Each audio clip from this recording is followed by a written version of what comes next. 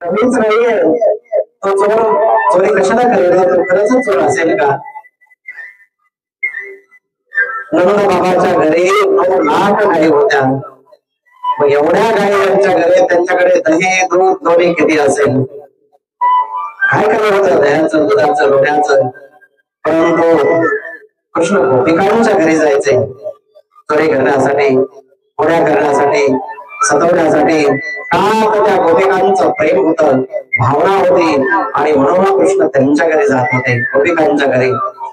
गोपिका मनातून प्रार्थना करायच्या की मी एवढं छान लोणी काढतोय, कन्हैया जर आला ना आणि माझ्या घरचं लोणी काढलं तर किती छान होईल. मनातून प्रार्थना करायच्या आणि वरून वरून मात्र राग करायच्या. जिथं प्रेम असतं ना तिथं भांडण्यामध्ये आनंद असतो. जिथं प्रेम आहे तिथंच भांडणं होतात. आणि प्रेम संपलं, घरामध्ये कोणीच काय रागवत नसेल ना, भांडत नसेल ना, समजायचं ते त्यांनी डोक्यातून काढून टाकले, आता हे आपल्या कामाचं नाही. आणि विचारणार असलं कुठे गेलता, कुठे गेलती, समजून घ्यायचं आपल्याला त्यांचं लक्ष आहे आपल्याकडे, काहीतरी भाग आहे, त्यांचं प्रेम आहे. परंतु विचारायचंच बंद केलं की समजून घ्यायचं की आता यांचं प्रेम राहिलेलं नाहीये, की आपण कसंही वागलो कसंही बोललो काही केलं तरी ते विचारत नाहीये. प्रेम संपलं. जिथं प्रेम असतं ना तिथं भांडण दंडे राग वाद विवाद या गोष्टी घडतात. असतातच. गोपिका वरून वरून भांडायच्या, वरून वरून रागायच्या, परंतु मनातून मात्र गोपिकांना वाटायचे की कृष्ण माझ्या घरी आला पाहिजे. चोरी करण्यासाठी. आणि कृष्ण चोरी करायला जायचे गोपाळांना बरोबर घेऊन. भरपूर दही दूध लोणी खायचे, गोपाळांना खाऊ घालायचे, भरपूर आनंद घ्यायचे. सर्वांना आनंद देण्यासाठीच कृष्ण होते. त्यांचा एकमेव उद्देश होता की सर्वांना आनंद मिळाला पाहिजे. आणि म्हणून त्यांच्या त्या लीला चालू असायच्या. वेगवेगळ्या प्रकारच्या लीला करत करत करत करत गोकुळामध्ये विहार करू लागले हे कन्हैया. सर्वांना आनंद देऊ लागले. सर्व गोकुळवासियांना वेड लागलं होतं, वेडे झाले होते सर्व गोकुळवासी. एक दिवस तर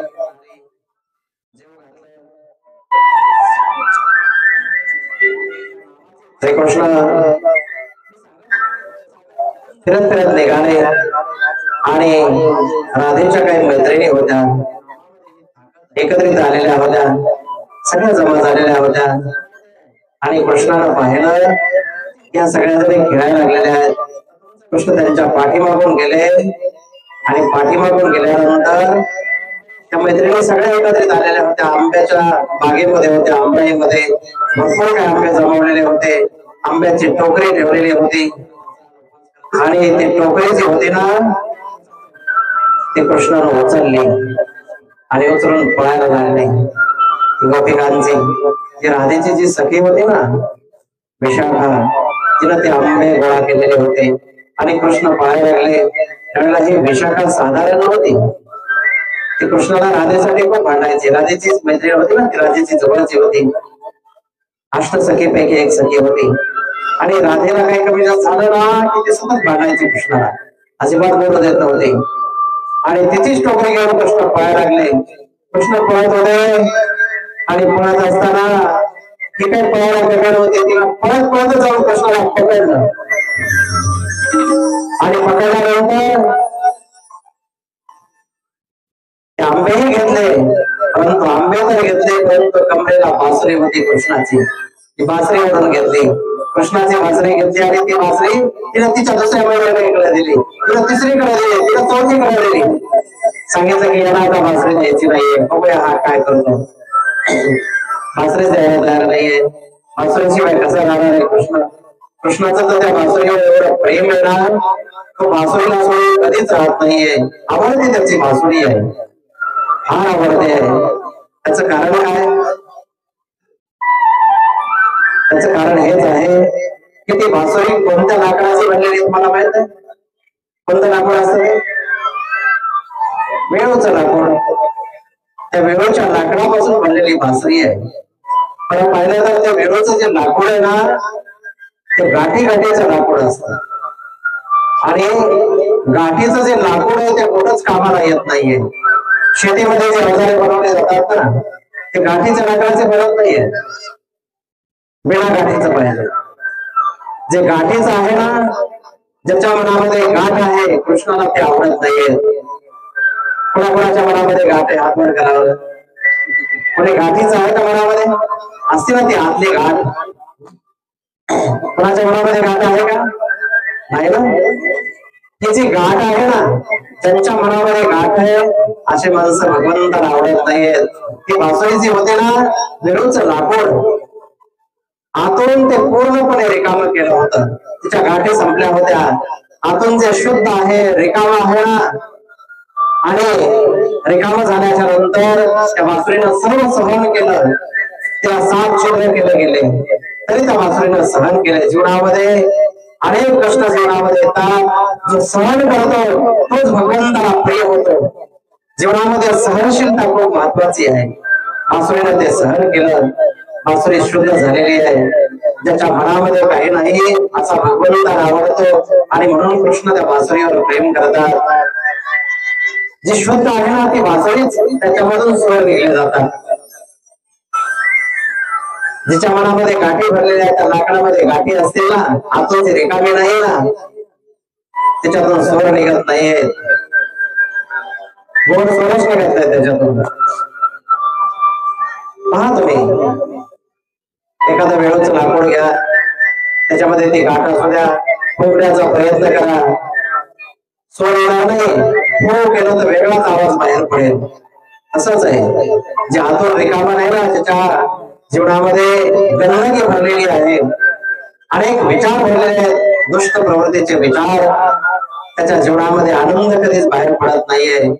त्याच्या संगतीमध्ये गेल्यानंतर सर्व दुःखच दुःख बाहेर पडतं. काही व्यक्तीच्या संगतीत गेलं ना की खूप आनंद वाटतो, गोड वाटतं, प्रसन्न वाटतं, समाधान वाटतं काही ठिकाणी गेल्यानंतर.